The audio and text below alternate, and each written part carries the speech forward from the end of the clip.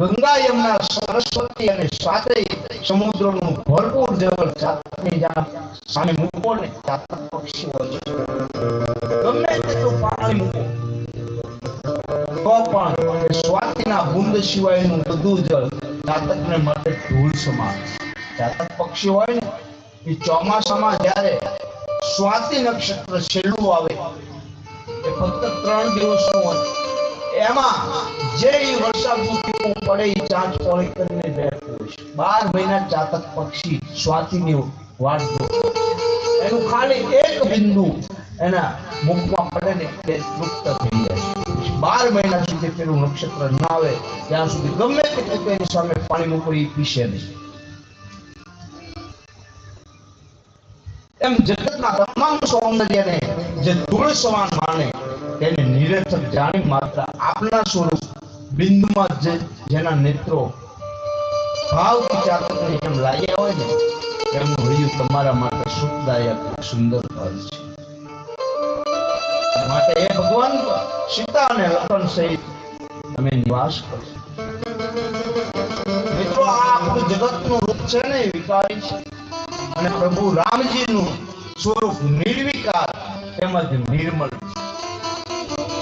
વારંવાર પ્રભુના સ્વરૂપને મારીને તમારી આંખો જાતકની જેમ જોવે તો નિર્વિકાર છે. या तो प्रभु ने कहे छे कि बसो मेरे नयन में नंदना. તમે મારે નયનમાં આંખોમાં બસી જાવ એટલે બીજું જોવાની મારી આદત છૂટી જાય. ભગવાન રામકૃષ્ણનું દિવ્ય સ્વરૂપ મારા ને તમારા નેત્રોમાં વસી જાય ને તો બેડો પાર થઈ જાય.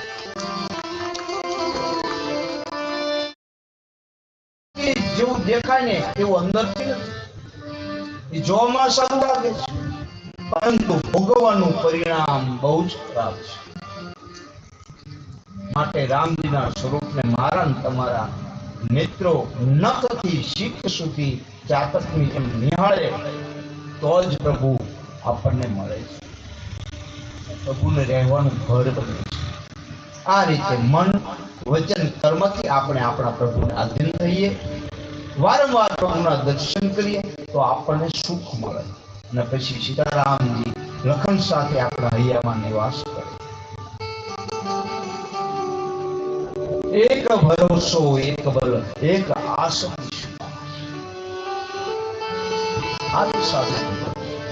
વૃદ્ધિ, સિદ્ધિ, સંપત્તિ, સત્તા વગેરે રૂપ એક ક્ષણિક છે. એ થોડું સુખ આપે પરંતુ વધારે દુઃખ આપવાનું. જ્યારે પ્રભુનું સ્વરૂપ તો શાશ્વત સુખ આપે છે.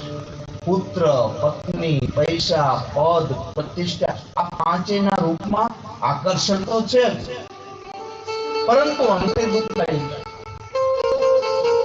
પ્રભુનું સ્વરૂપ અને ભજન પરમ સુખદાયી છે. માટે અયોધ્યાવાસીઓ વારંવાર પ્રભુના દર્શન કરી પરમ સુખનો અનુભવ કરે છે. સબ વિધિ સબ પુર લોક સુખાય.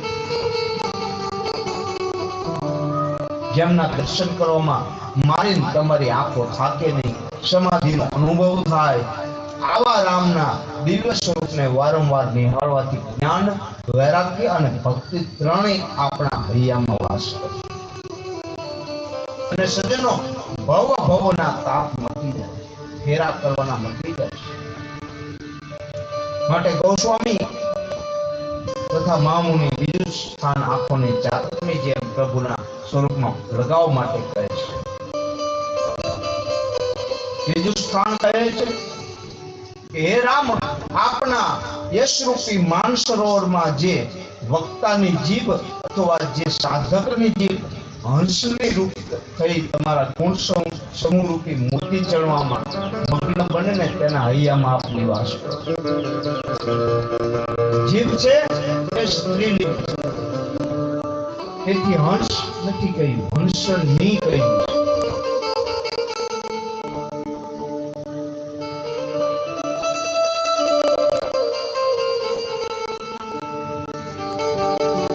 વક્તા છે ત્રણ પ્રકારના કહી શકાય. પહેલો ઉત્તમ વક્તા, दूसरा मध्यम અને तीसरा कनिष्ठ. વક્તાઓના પણ પ્રકાર ખુરશીએ થયા છે. ઉત્તમ વક્તા હોય એ ભગવત કથાનું વર્ણન મસ્ત થઈને કરે અને કલ્યાણની પ્રાપ્તિ માટે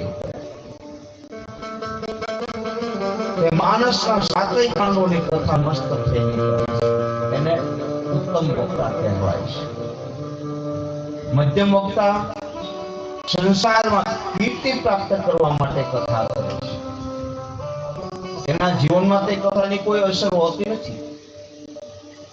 કનિષ્ઠ વક્તા એ લોકથી ભગવત કથા કરે છે. આ પ્રકારના લોકો વક્તા કેવળ લોકરંજન તેમજ લોભની પુષ્ટિ માટે કથા કરતા હોય છે. અયોધ્યાના સંતો પ્રભુની કથા નિરંતર નિષ્કામ ભાવથી કરે છે. ડોંગરેજી મહારાજ જે પહેલા હતા ઉત્તમ વક્તા હતા. તેમની જીભ હંસની બનીને ભગવત કથાના અક્ષર મોતી ચાંદતી હતી. પોતાની વાહ કરાવવા માટે કીર્તિ લોભી તો ઘણા મળી રહે છે. ઘણા વક્તાઓ અત્યારે હાલમાં છે, રાફડો ફાટ્યો છે. કથાની સાથે પેટ જોડનારા વક્તાઓ પણ ઘણા છે. રામ કથા અને કૃષ્ણ કથા ભવ સાગર કરવા માટે છે, પેટ ભરવા માટે નથી. એક મહારાજ હૈદરાબાદ અંદર કથા કરતા. કથામાં રોજ ભેટ મૂકવાની વાત કરે. આજે આ લાવો, કાલે પેલું લાવો, આજે આ પ્રસંગ છે, પેલું લેતા આવજો ઘેરથી. ત્યાં તો હિન્દીમાં કથા થાય. એટલે કઈ हम जयपुर में थे ना, वहाँ बड़े बड़े शेठ लोग कथा में जब आते थे ना तो माला में 100-100 रुपया की नोट भूख के लेता ले आते थे और वो माला हमें पहना. लोभी वक्ता લોકો સમજી ગયા કે મહારાજ રામની કથા કરતા નથી, રામની કથા કરે છે. ધીરે ધીરે લોકો કથામાં આવતા બંધ થયું. અને મિત્રો, પૂર્ણાહુતિના દિવસે માત્ર એક ડોશીમાં પધારે. બરાબર ધ્યાન દે.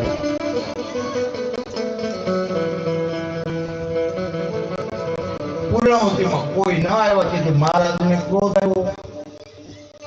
મહારાજે ડોશીમાને કહ્યું, માં, આ ગામમાં તમે જ ભગવાનના ભક્ત લાગો છો. જુઓ ને આજે પૂર્ણાહુતિમાં કોઈ ના આવ્યા. કથાકાર બોલી રહ્યો ને એટલે ડોશમાં ઉભા છે કે એની પાસે આ તારી કથાની પૂર્ણાહુતિમાં આવી નથી, પણ તારી વ્યાસપીઠ ઉપર જે મારી ઘરની શેતરંજી પાછી લેશે એ લેવા આવી જતો, એ તું લેતો. બરાબર ધ્યાન દેના. કનિષ્ઠ વક્તાઓ ઘણા હોય છે અને ત્યારે તો આપણો ફાટો ચાર્જ ઉપર હાલે, ચાર્જ સિવાય હાલતા નથી. રૂપિયો ભેગો કરે ને તેને વેપારી કહેવાય. સાચી સત્ય કથા સાંભળો, એક એક કાન મન ભાવથી સાંભળો. લોભી વક્તાઓનો પ્રભાવ પડતો અને ઘણા દિવસ ટકતો પણ નથી. આજે કથા ઘણી મોટી થાય પણ અસર થતી નથી. એનું કારણ કે પોતાનામાં ઉતરી નથી તો બીજાને ક્યાંથી ઉતારી શકે.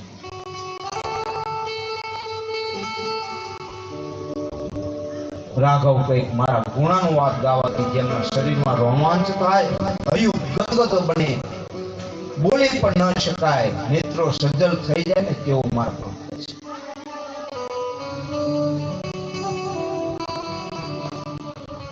તેથી આપણે થોડો સમય કાઢી નિત્ય પ્રભુના દર્શન કરવા મંદિરમાં જઈએ, પ્રભુના દિવ્ય વિગ્રહના દર્શન કરીએ, કાનથી કથા શ્રવણ કરો, જીભને હંસી બનાવીને ભગવત કથાના અક્ષર મોતી ચડવાની આદત પાડો.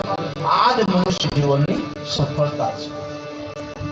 જે માનવીની જીભ હરિગુણ ગાતી નથી ને એ તો દેડકાની જીભ કહેવાય છે. માત્ર નિંદા રૂપી તર્ક કર્યા જ કરતો હોય છે.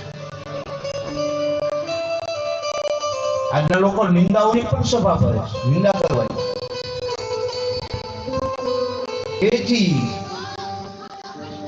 ગોસ્વામી કહે કે હું ને તમે આપણે જીભને સમજાવીએ કે ભજલે હરિ નામ હરિ રસના ફિર અંત સમયમાં હિલી કે ન હિલી. અત્યારે ભજી લો, અંત સમયમાં હલી કે ન હલી, રામ નામ લેવાનું કે ન લેવાનું અત્યારે લઈ. કારણ કે એક ભાઈ હતા દાદા, નાનપણથી કે મૃત્યુનો સમય નજીક આવ્યો ત્યાં સુધી તેમણે ભગવાનનું નામ જ ન લીધું. કોઈ કહે ને તો પણ ન લે. અંત સમય આવ્યો, બીમાર પડ્યા, થોડા સમયમાં જવાની તૈયારી છે. છોકરાઓ આવ્યા કે આપણા બાપાએ આખી જિંદગી ભગવાનનું નામ લીધું નથી, છેલ્લે જાતા જાતા જો લે ને હોય કે દાદાની ગતિ મળે, હારી ગતિ એમ.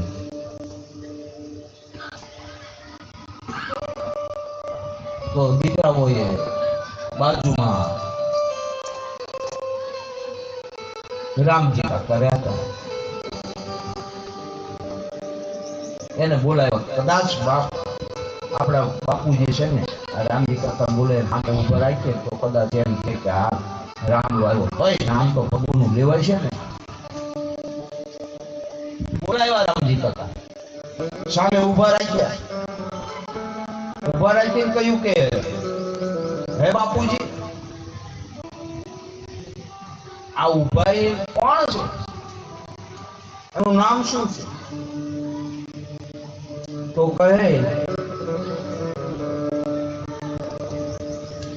એ તો આ બાજુ વાળો પેલાનો છોકરો. રામજી કા તો નામ લીધું ગુજરાતી. આવો પધારો બાપુ, અમારા વેવાય છે.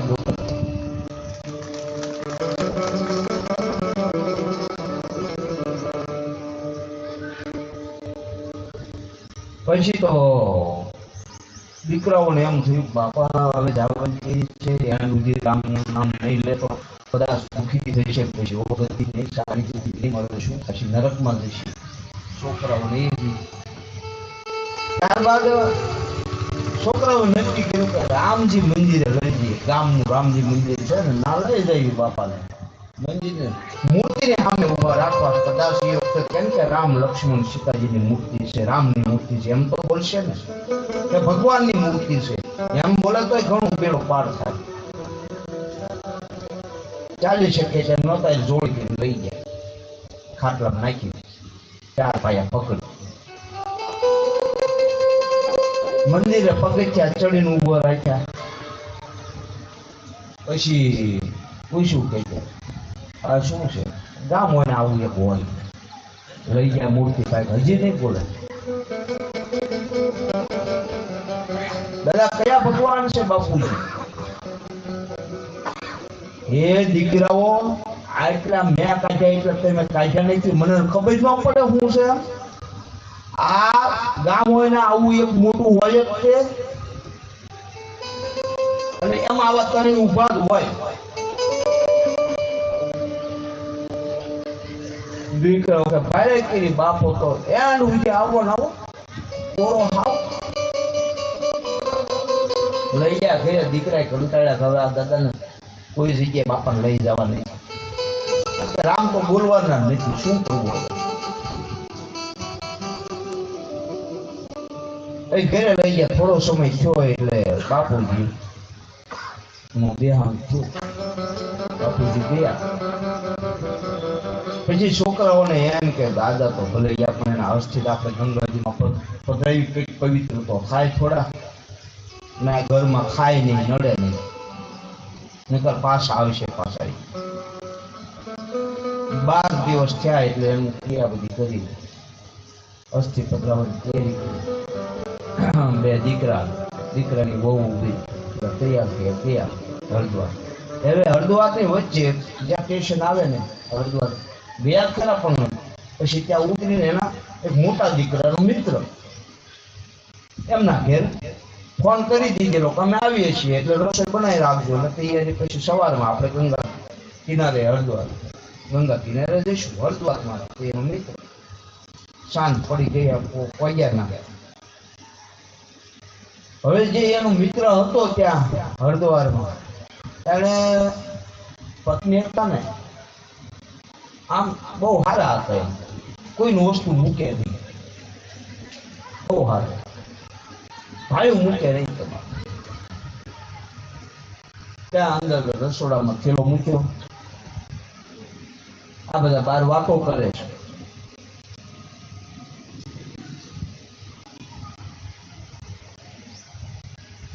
મિત્રો બધા ભેગા મળીને વાતો કરે, પણ ઓલા બેન ને જે કેવો ને મિત્ર ના ઘરવાળાને જે કોઈ આવ્યું હોય ને એના થેલા તરત સંભાળી લે.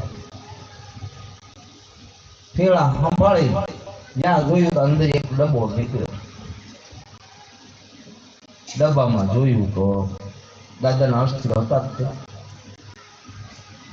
એને એમ થયું કે આમાં તો રીખ્યા નાખ્યા આવું બધું શા માટે લાવ્યા છે, આવડા ખાતા છે.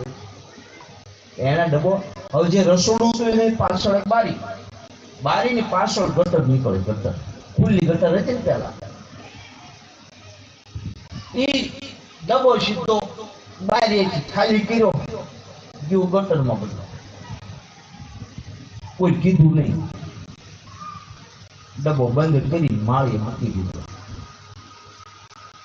એમાં થોડું ઘણું વળી દાદાનો અર્થથી ચોંટ્યા જાય એટલે કામ થઈ ગયું છે. પછી બધા સવાર પડી ના ધોઈ નીકળ્યા, તો કીધું જ નહીં કે મેં આ ડબ્બો લઈ લીધો. ત્યાં ગયા, તૈયારી કરી. પેલા બ્રાહ્મણ દેવે કીધું કે લાવો હવે દાદાના અસ્થિ એનું વિસર્જન કરીએ, તેની વિધિ કરવી પડશે. જ્યાં અંદર જોયું